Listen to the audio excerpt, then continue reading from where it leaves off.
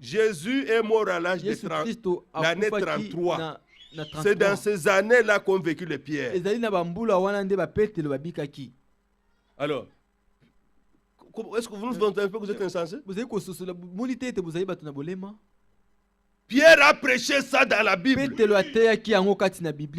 Ce que nous pouvons nous réjouir, c'est que si cet homme a vu le même baptême que Pierre, alors c'est la vérité. Parce qu'il n'était pas là. Il n'était pas là. Comme nous l'avons vu dans Esdras, nous devons revenir au même fondement.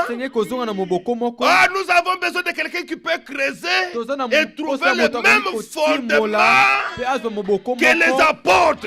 Pas quelque chose d'inventé. Vous connaissez les gens qui ont inventé? L'armée du salut. Ils baptisent au drapeau. Quand vous terminez votre baptême, vous êtes caporal, l'autre est général, l'autre est sergent, l'autre est capitaine. C'est quoi ça? Ça n'est pas dans la parole de Dieu. Ça, ce sont des choses inventées. Ça, ce sont des choses nouvelles. Mais nous, il est dit pour terminer. Regardez ce qu'il est dit dans la parole de Dieu. Placez-vous sur le chemin. Ésaïe 26.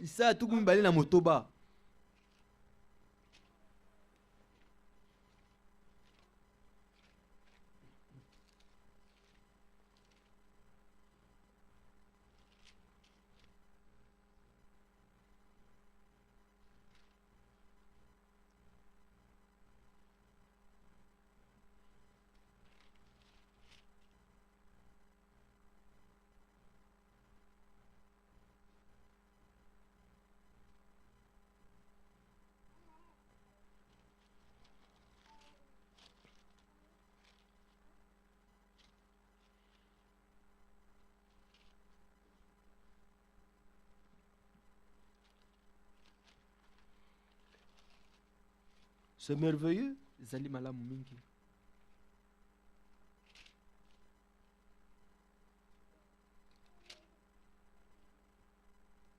Non, Jérémie 6. Jérémie 6. Oui, Jérémie 6. Dans Ésaïe 26, il y a quelque chose d'autre. C'est merveilleux. On peut lire. Mais prenez d'abord Jérémie 6. Verset 16. Ainsi parle le Seigneur. Cette expression, quand vous l'entendez, c'est une parole directe venant de Dieu. Placez-vous sur le chemin. Au commencement, il n'y avait pas beaucoup de chemins avec les apôtres. Maintenant, il y a beaucoup de chemins. Tous au nom de Jésus.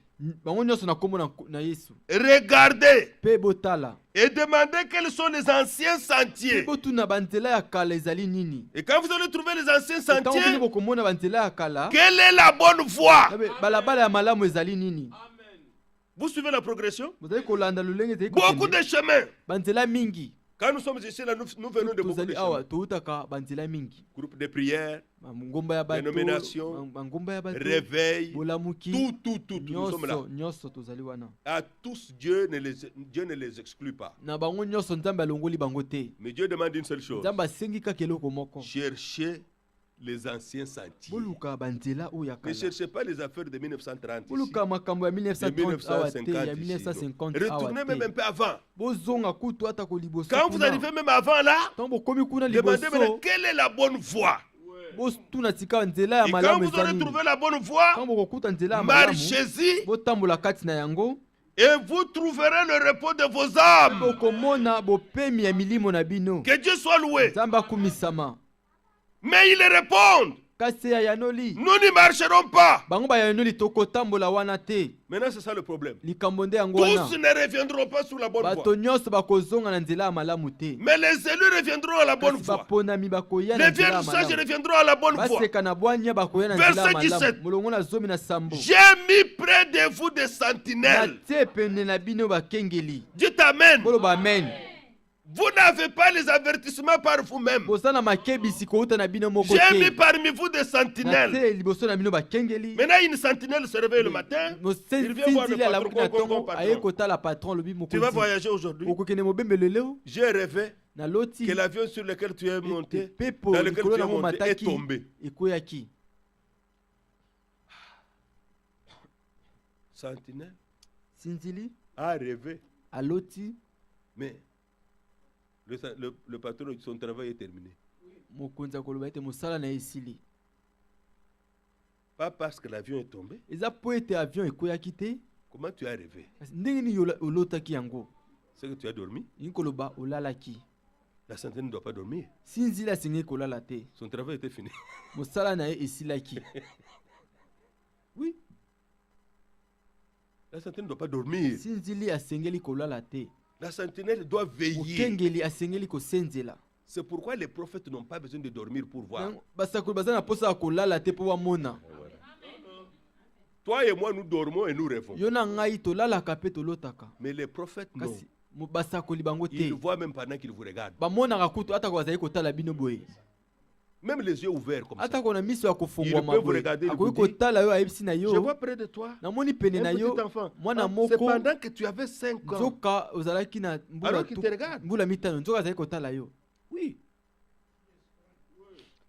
Pas les prophètes de chevaux là-bas qui dorment. Ils veulent vous raconter des histoires. Les vrais prophètes n'ont pas besoin de dormir pour voir. Les yeux ouverts, ils voient. C'est que les hommes ne voient pas. C'est ce que nous avons vu hier avec Élisée. Géasi tremble. Il dit, oh mon Seigneur, les troupes nous entourent. Nous allons mourir. Les Syriens nous entourent. Qu'est-ce que nous allons faire? Le prophète tranquille lui dit, ceux qui sont avec nous sont plus nombreux que ceux qui sont avec eux. Le travailleur ne comprend pas toujours. Parce qu'il ne voyait pas ce que le prophète voyait. Et Élisée voit que son serviteur est dans la difficulté. Oh Seigneur, ouvre-lui les yeux afin qu'il voie. Afin qu'il voie.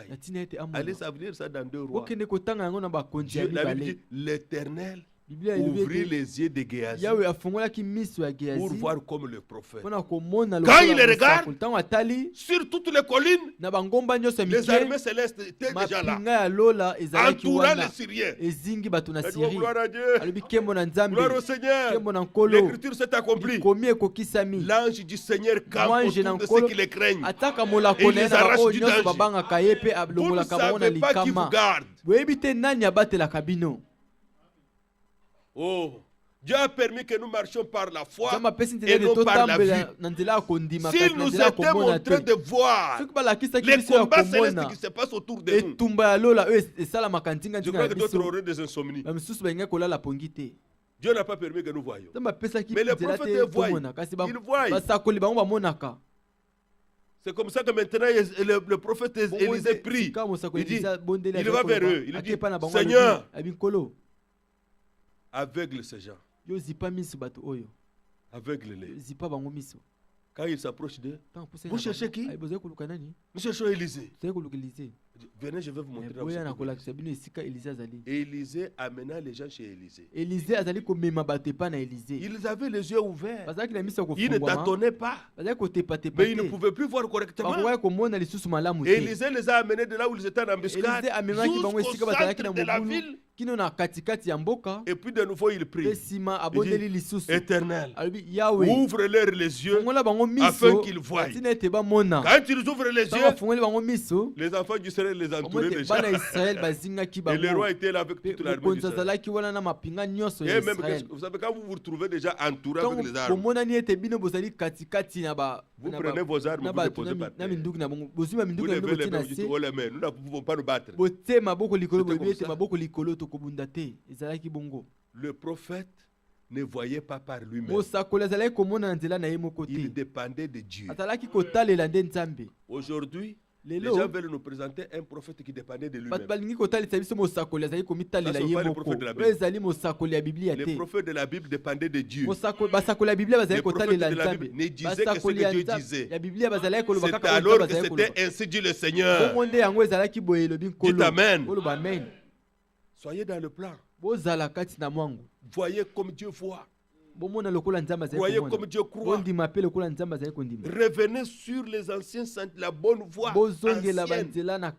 Et la bonne voie ancienne, ce n'est pas le luthérien, ce n'est pas le catholicisme, ce n'est pas le baptiste, c'est comme les apôtres. Et là, nous avons des références sûres. Voilà notre absolu. Celui qui peut croire ce qui est révélé conformément aux Écritures, il possède l'absolu. Et l'absolu, c'est l'amen. Un arbitre sur le terrain,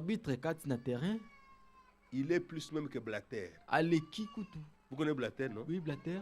Le chef de la FIFA là. Quand l'arbitre a déjà dit penalty.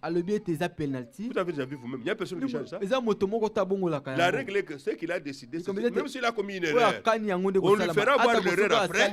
Mais pour l'instant, le penalty doit être joué. Il est l'absolu sur le terrain. Pour tous les adversaires. Vous fâchez même dehors là. Même votre entraîneur fait se fâcher. Mais pour l'instant, tout le monde est obligé d'obéir à l'arbitre. Si l'arbitre soulève la carton rouge contre votre entraîneur, il sort du terrain. On le prendra, on l'amènera dehors. Il est l'absolu. Vous comprenez ce que c'est l'absolu? Ainsi en est-il de la parole de Dieu. Elle doit être pour nous l'absolu. Avez-vous un absolu? Vous devez avoir la parole de Dieu. Que Dieu vous bénisse. Que Dieu vous bénisse. L'absolu s'impose à tous. Au diable, aux démons, aux églises, aux hommes, parmi nous. Dieu veille sur sa parole afin de l'accomplir. C'est l'absolu. Le Seigneur quitta son trône.